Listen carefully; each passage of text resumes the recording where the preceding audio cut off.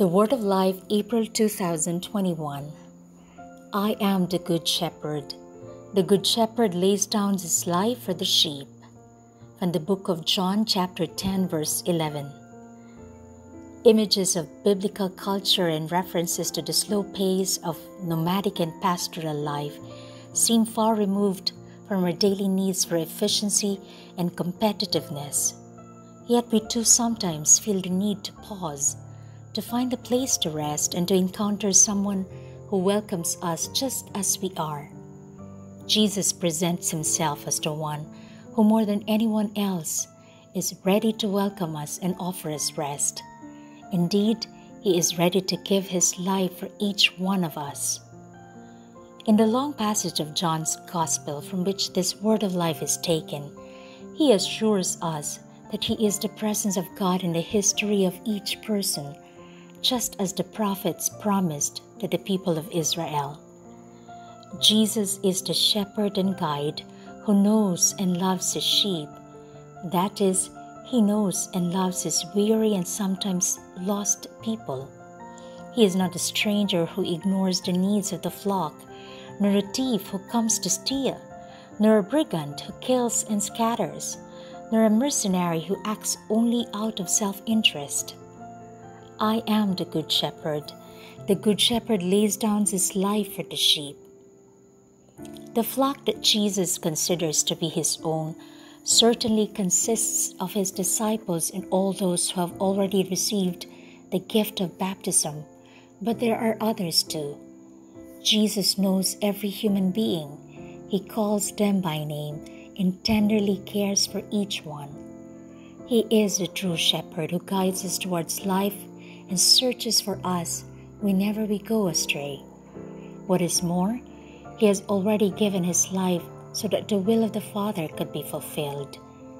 God's will is for us to experience the fullness of personal fellowship and union with him, and recover the sense of all being brothers and sisters that was fatally wounded by sin.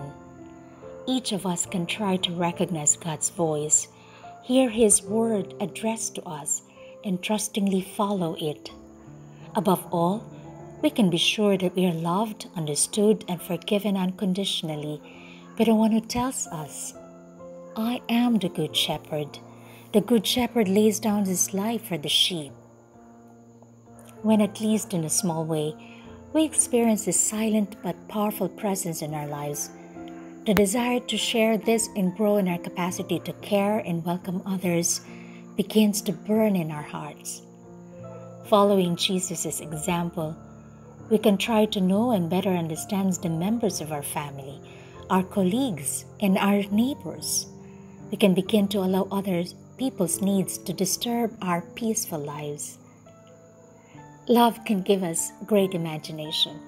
We can find ways of involving others in what we do and new ways of engaging with them.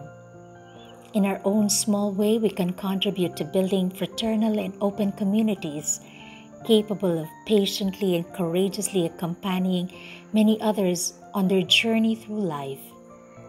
Meditating on this same phrase from the Gospel, Chiara Lubich wrote, Jesus openly said of himself, no one has greater love than this, to lay down one's life for one's friends, and he lived his offering to the full.